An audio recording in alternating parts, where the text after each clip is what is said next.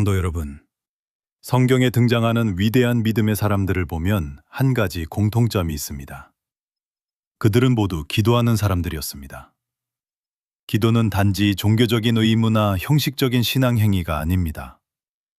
기도는 하나님과 대화하는 통로이며 하나님의 능력이 역사하는 자리입니다.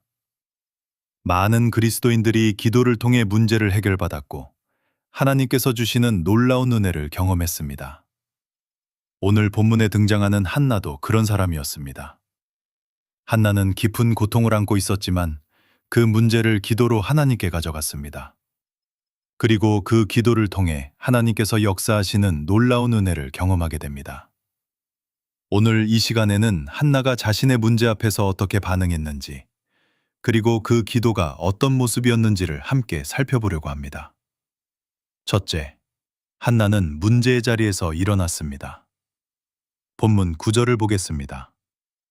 그들이 실로에서 먹고 마신 후에 한나가 일어나니. 여기서 일어났다는 말은 단순히 식사를 마치고 자리에서 일어났다는 의미만은 아닙니다.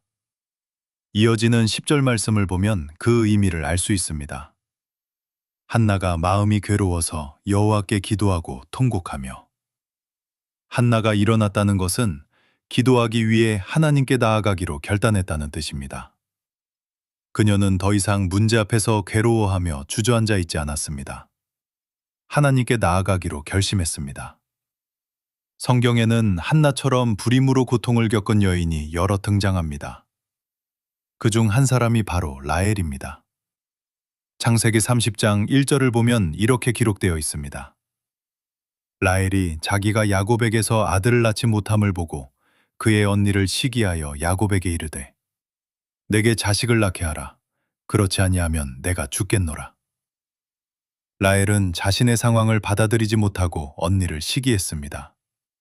그리고 남편에게 분노를 쏟아냈습니다. 그러나 한나는 달랐습니다. 남편에게 짜증을 내지도 않았고 분인나와 싸우지도 않았습니다. 성경은 그저 이렇게 말합니다. 한나가 일어나니. 그녀는 문제의 자리에서 일어나 기도의 자리로 나아갔습니다. 왜 그렇게 했을까요?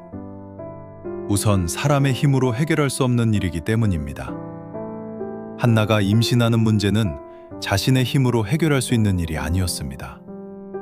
그래서 하나님께 기도할 수밖에 없었습니다. 우리의 삶도 마찬가지입니다. 인생에는 우리의 능력으로 해결할 수 없는 일들이 많습니다. 그러나 많은 사람들은 마지막 순간까지 자신의 힘으로 해결하려고 합니다. 그리고 모든 방법이 막힌 뒤에야 기도를 생각합니다. 하지만 믿는 사람은 다릅니다. 우리는 먼저 하나님께 나아가야 합니다. 다음으로, 기도는 하나님과의 관계를 깊게 하기 때문입니다. 기도는 하나님과 대화하는 것입니다. 자녀가 고민이 있을 때 혼자 끌어안고 있지 않고 부모에게 이야기하듯이 우리도 하나님께 나아가 우리의 문제를 말씀드려야 합니다. 문제가 해결되든 되지 않든 중요한 것이 있습니다.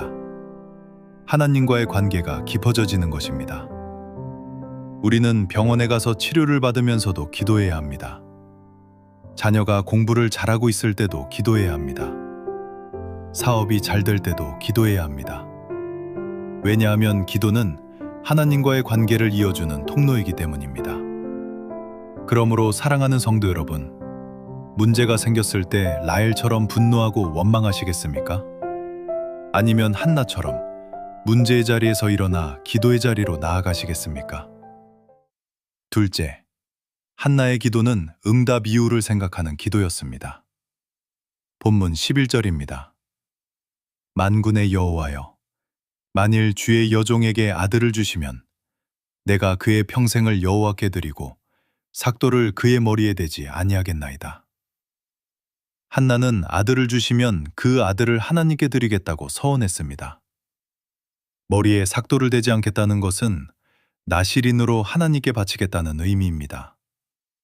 여기서 중요한 것이 있습니다. 한나는 단지 아들을 달라고만 기도하지 않았습니다. 아들을 주시면 하나님께 어떻게 드릴 것인지까지 생각했습니다. 우리의 기도는 어떻습니까? 우리는 질병이 낫게 해달라고 기도합니다. 자녀가 대학에 합격하게 해달라고 기도합니다. 사업이 잘 되게 해달라고 기도합니다.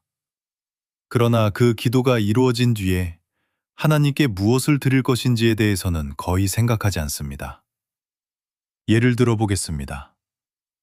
의사가 되게 해달라고 기도하는 사람이 있습니다. 그런데 의사가 된 이후에 하나님께 무엇을 드릴 것인지에 대해서는 거의 기도하지 않습니다. 부자가 되게 해달라고 기도하는 사람도 마찬가지입니다. 부자가 되었을 때 그 물질을 하나님 나라를 위해 어떻게 사용할 것인지에 대해서는 별로 생각하지 않습니다. 그러나 한나는 달랐습니다. 응답 이후를 먼저 생각했습니다. 기도의 목적이 단지 문제 해결에만 있지 않았습니다. 하나님의 영광이 있었습니다. 우리의 기도도 그렇게 되어야 합니다. 셋째, 기도했다면 응답을 믿어야 합니다. 본문 18절을 보겠습니다. 가서 먹고 얼굴에 다시는 근심빛이 없더라. 한나는 아직 아들을 낳지 않았습니다. 문제가 해결된 것도 아닙니다. 그런데도 얼굴에서 근심이 사라졌습니다. 왜 그렇습니까? 기도했기 때문입니다. 그리고 하나님께서 응답하실 것을 믿었기 때문입니다. 빌립보서 4장 6절과 7절은 이렇게 말씀합니다. 아무것도 염려하지 말고 모든 일에 기도와 간구로 너희 구할 것을 감사함으로 하나님께 아뢰라. 그리하면 모든 지각에 뛰어난 하나님의 평강이 너희 마음과 생각을 지키시리라. 여기서 중요한 것은 기도하면 바로 문제가 해결된다고 말씀하지 않았다는 것입니다. 대신 무엇을 주신다고 합니까? 평강을 주신다고 말씀합니다. 기도하는 순간 하나님께서 먼저 우리의 마음에 평안을 주십니다. 그리고 그 평안 속에서 우리는 하나님의 응답을 기다리게 됩니다. 기도했는데도 계속 불안하고 근심이 가득하다면 그것은 아직 하나님께 맡기지 못했다는 뜻입니다. 기도는 시험 삼아 해보는 방법이 아닙니다. 기도는 하나님께서 반드시 응답하신다는 믿음으로 드리는 것입니다. 말씀을 정리하겠습니다. 문제가 생겼을 때 우리는 먼저 일어나 기도의 자리로 나아가야 합니다. 그리고 기도가 응답되었을 때 하나님께 어떻게 영광을 돌릴지 미리 결단해야 합니다. 마지막으로 기도했다면 응답을 믿고 더 이상 근심하지 말아야 합니다. 미국의 유명한 복음 전도자 조지 뮬러는 평생 고아들을 돌보며 살았던 사람입니다. 그가 운영하던 고아원에는 많은 아이들이 살고 있었습니다. 어느 날 아침이었습니다. 아이들이 아침 식사를 하기 위해 식당에 모였습니다. 그런데 문제가 생겼습니다. 먹을 음식이 하나도 없었던 것입니다. 직원들이 조지 밀러에게 말했습니다. 원장님, 오늘 아이들에게 줄 음식이 없습니다. 그러자 조지 밀러는 이렇게 말했습니다. 아이들을 식탁에 앉히십시오. 그리고 하나님께 감사 기도를 드립시다. 아이들은 아무것도 없는 식탁 앞에 앉았습니다. 그리고 조지 밀러는 이렇게 기도했습니다. 하나님, 오늘도 우리에게 먹을 것을 주실 것을 믿고 감사합니다. 기도가 끝난 바로 그 순간 고아원 문을 두드리는 소리가 들렸습니다. 문을 열어보니 동네 빵집 주인이 서 있었습니다. 그가 말했습니다. 어젯밤 하나님께서 제 마음에 고아원 아이들을 위해 빵을 구우라는 마음을 주셨습니다.